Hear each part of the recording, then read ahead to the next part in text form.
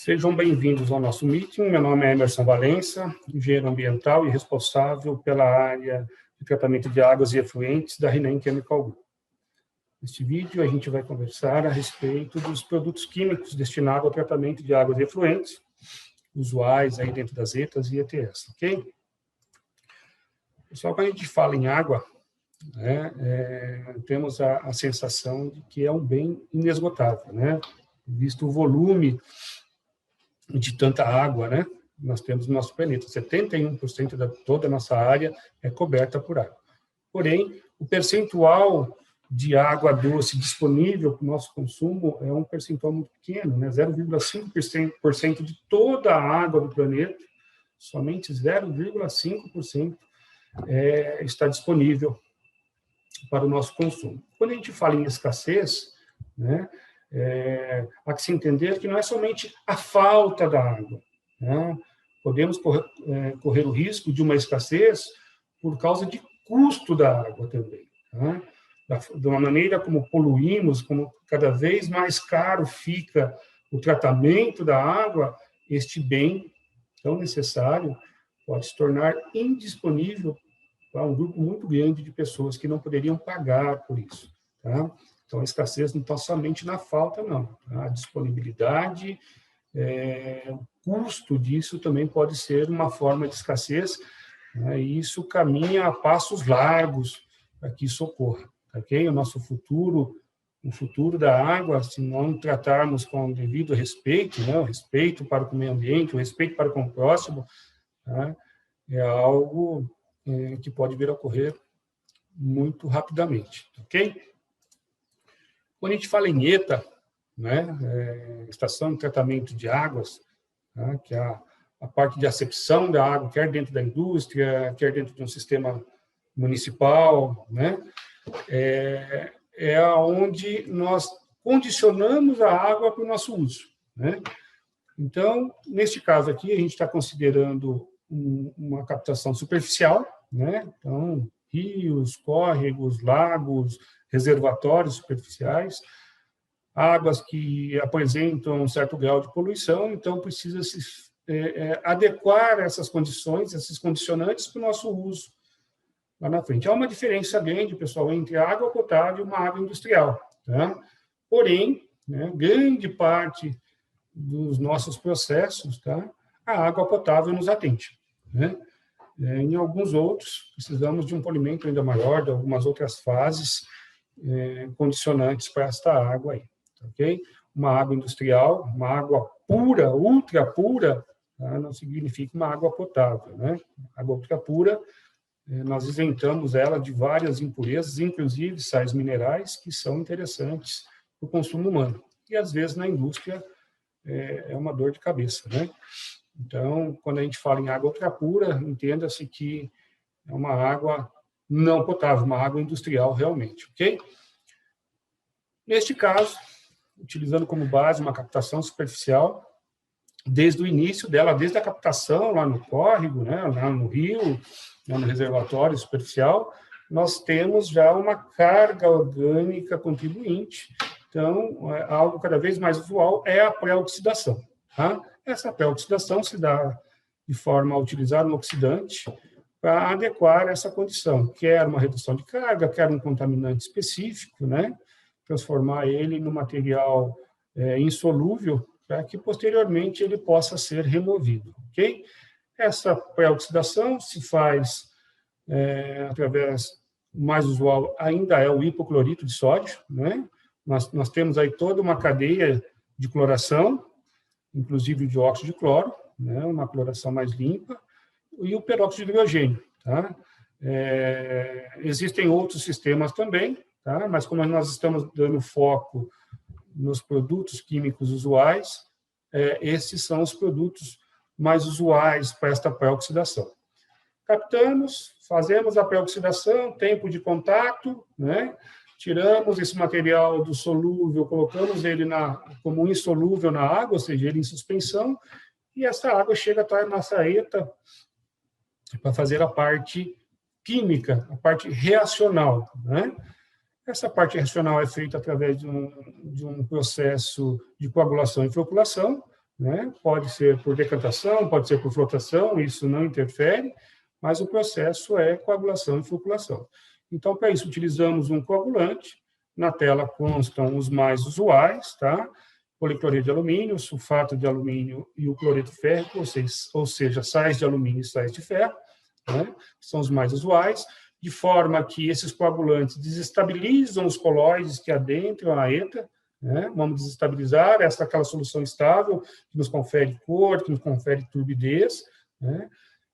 De carga negativa. Então, colocamos um coagulante de carga positiva, ele provoca, pela agitação da primeira câmara, nós desestabilizamos e promovemos a reação de neutralização desta carga com o coagulante. Esta neutralização vai levar à formação de coágulos, né? Ou seja, flocos menores, né, que se aproximam pela neutralidade de cargas e formam coágulos. Muitas vezes, aí, esses coágulos não têm o tamanho e o peso específico para uma decantação ou uma flotação, né? Então, por isso se faz necessária a continuação do tratamento. Essa continuação prevê um ajuste de pH, né? Quer ele alcalino, quer ele ácido, né? Então, como bases usuais, aí nós temos aí o hidróxido de sódio, o hidróxido de cálcio, o carbonato e o aluminato de sódio, tá? São os mais usuais nesse caso, para elevar o pH, ou os ácidos para reduzir ainda mais o pH, nesse caso, os mais usuais, o ácido clorídrico, o sulfúrico, o cítrico e o fosfórico. Tá? O mais comum ainda é o ácido clorídrico, pelo custo-benefício, os riscos inerentes e o custo do produto ainda é o mais usual, tá, ok? Então, formamos o coágulo no processo de coagulação, adequamos o pH, vamos entrar com o polímero para aumentar o tamanho desses flocos, ou seja, a floculação propriamente dita.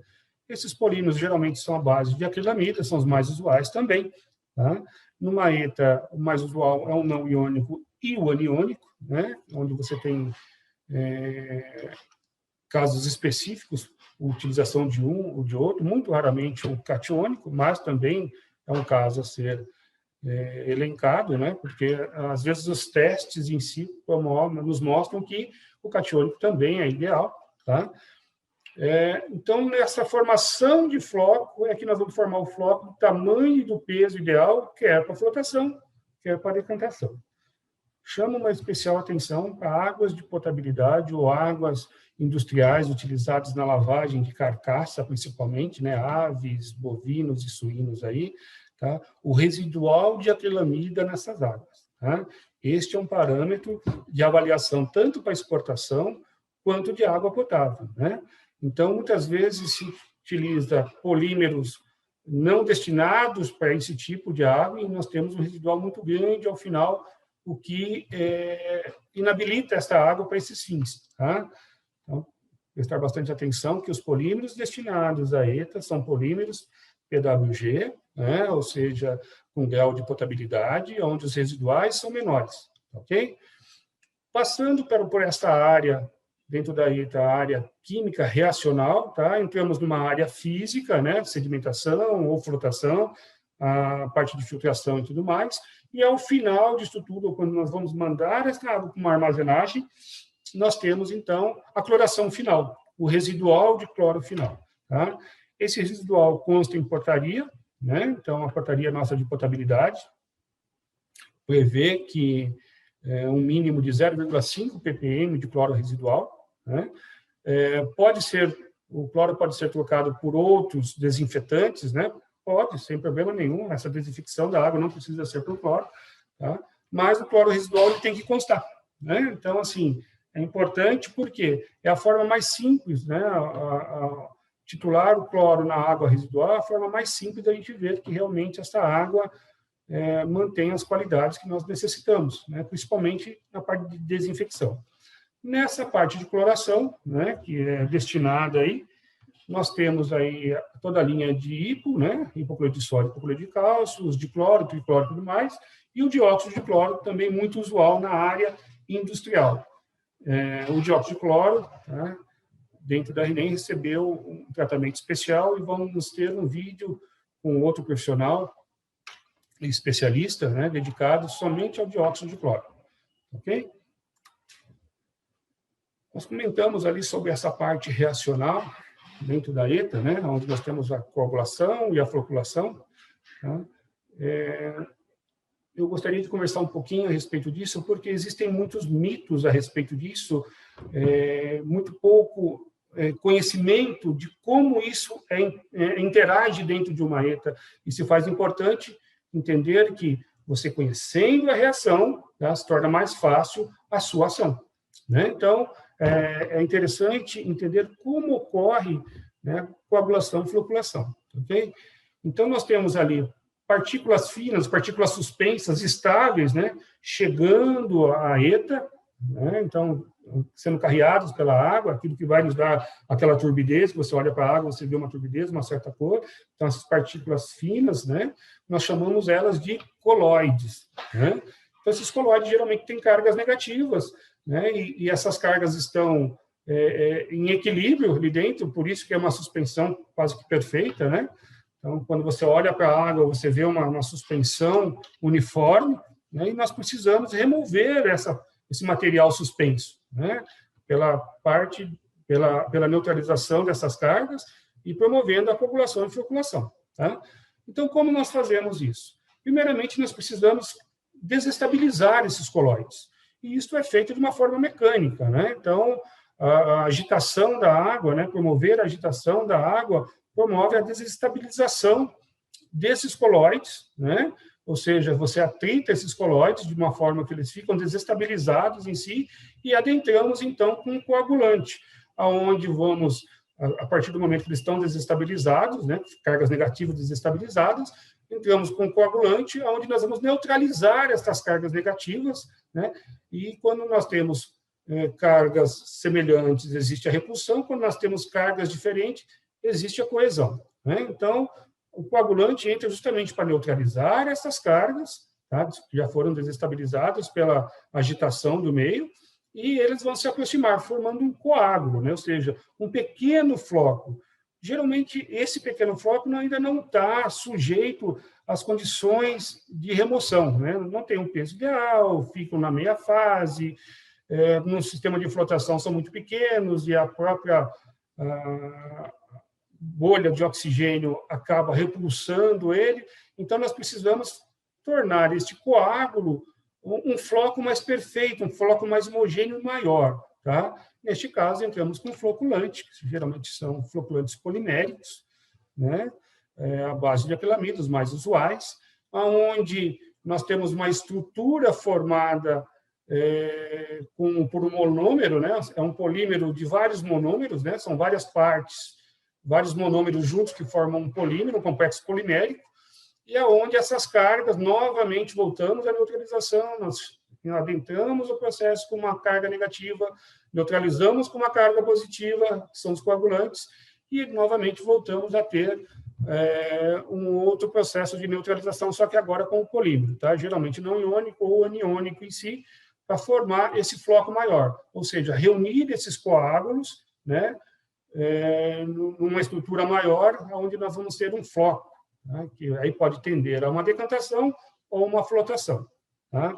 Importante entender este ciclo, né, o que geralmente a gente pega quando você chega numa ETA, são pontos únicos de dosagem, tá? Isso é comum a gente observar, né?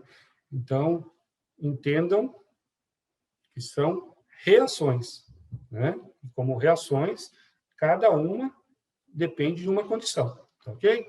Então, não tem como eu falar para você que isso tudo pode ocorrer de forma exemplar, vai dentro de uma única câmara, tá ok? Na parte de ETE, ou seja, toda a água que entrou, tratamos essa água, condicionamos ela a nossa demanda, ela fez o seu ciclo dentro da indústria e ela está de saída. Né? Então, aí nós temos as ETEs, ou ETAR, né? Ou Estação de Tratamento de Águas Servidas, vários nomes são dados. Né? Vamos falar sobre esse meio como um todo. Tá? Ou seja, as águas que passaram por dentro da indústria e elas estão de saída para serem despejadas, quer no córrego, quer no rio, quer no sistema secundário, né, privado, ou da própria prefeitura, aí, das empresas de tratamento de efluentes, aí, das prefeituras, né, ainda que vá para um tratamento secundário, né, a legislação prevê que toda a indústria trate o seu efluente antes de emitir, ok? Quando diretamente despejado dentro de um corpo hídrico, são condições mais restritivas. Quando no tratamento secundário, nós temos condições menos restritivas, mas, ainda assim, tratamento. Tá? O tratamento de ETA e ETE não se divergem tanto assim. O que diverge é realmente a carga que tem em um e tem em outro. Né? Vamos abrir um parênteses, né? A carga que tem na ETA é menor do que a carga que tem na ETE. Vai depender de onde eu capto. Né? Tem alguns lugares que eu capto tão sujo quanto aquilo que eu recebo na ETE para tratar. Como nós tínhamos comentado lá no começo do vídeo, né? Essa responsabilidade com o meio ambiente, com o próximo, né? Muitas vezes é exacerbada, e essas condições têm se tornado cada vez mais impróprias. Né? A gente cada vez mais capta água poluída. Tá? No sistema de tratamento desses efluentes, né, nós temos um pré-tratamento, um tratamento físico para remover esses sólidos grosseiros, né, que isso carrega junto com o efluente. Lembrando que a água dentro de uma indústria, além de ser um insumo nas reações, ela também é o que faz o carreamento da limpeza. Né? Então, junto à água, a grande diferença da água que capta para a água que emite são esses sólidos realmente que a água se torna como carreador deles. Né? Então, nas ETS, geralmente chegam sólidos, concentrações de sólidos grosseiros muito maior do que você capta também. Ok? Então, para isso, a gente precisa de um pré-tratamento, decantadores primários, gradeamento, desaeradores, né, que realmente vão remover estes sólidos grosseiros e deixar a água propriamente dita para um tratamento para remoção desses outros materiais mais finos. Né? E quando a gente entra no tratamento desse material mais fino, né, dessa água já isenta desses sólidos grosseiros, o tratamento não foge ao que é numa ETA. Tá? Simplesmente, nós temos condições mais críticas. Tá? Também, assim como na ETA, a pré-oxidação às vezes se faz necessária, quando você tem uma carga orgânica muito solúvel, né? Então se faz necessário você tornar ela insolúvel. Sistema físico-químico, a gente só vai remover aquilo que está em suspensão. Né? Então, o tratamento não se difere entre si do que é a entrada e a saída. Okay? O que pode ser diferido aí é a concentração de carga realmente. Né? Em alguns casos, como eu disse, né, às vezes a sua captação é até pior do que aquilo que você trata dentro da sua indústria. Tá? Mas vamos lá. A pré-oxidação, novamente, né, são os produtos que nós dedicamos a isto, né, os oxidantes usuais aí. A parte de coagulação, novamente, voltamos para aquele slide da desestabilização do coloide, né, neutralização de cargas coloidais, através do uso de coagulante e depois a floculação dele. Então, o sistema é o mesmo, então entramos com coagulante, né? Esse coagulante vai neutralizar esta carga desses colóides desestabilizados e vai aproximá-los, tá? Geralmente, muito mais usual do que na ETA é a correção desse pH, quer com ácidos, quer com bases, né? Então, nas bases, nós temos aí os hidróxidos, os produtos alcalinos, e nos ácidos, né, o ácido clorídrico, sulfúrico, cítrico e fosfórico são os mais usuais. Ok? Então, desestabilizei, coagulei, corrigi o pH, entramos com polímero, né, em função da demanda, né, que nós temos do efluente, um polímero iônico, catiônico ou não iônico, geralmente em ETS catiônico ou aniônico, tá? Partimos para a câmara de sedimentação ou de flotação, né? Ou isso já está dentro do sistema complexado aí, tá? Então, nós tiramos por flotação ou por decantação, e, ao final de tudo, diferente da ETA, tá? Nós temos uma oxidação quando necessário. Porém, tá? Como esta água pode estar indo diretamente para um córrego, para um rio, para um corpo hídrico ou para um sistema secundário, não é interessante nós mandarmos cloreto para lá, né? Isso pode impactar tanto o meio hídrico do rio e do córrego, quanto também da estação de tratamento secundária, né? Então, por isso, essa oxidação final, geralmente a gente faz com um produto mais limpo, nesse caso aqui o peróxido de hidrogênio, nós também disponibilizamos, ok? Dentro do nosso site, tá? Se vocês acessarem www.rinem.com.br, na aba Produtos, tá? Nós vamos ter lá a nossa seção de tratamento de águas e efluentes, todos esses produtos que nós comentamos e outros mais que fazem parte desse casting de tratamento de águas e efluentes, encontram-se ali descritos, tá? Qualquer dúvida, entre em contato conosco, nós vamos estar à disposição para dirimir todas as dúvidas possíveis. Pessoal, muito obrigado, tá? E até uma próxima.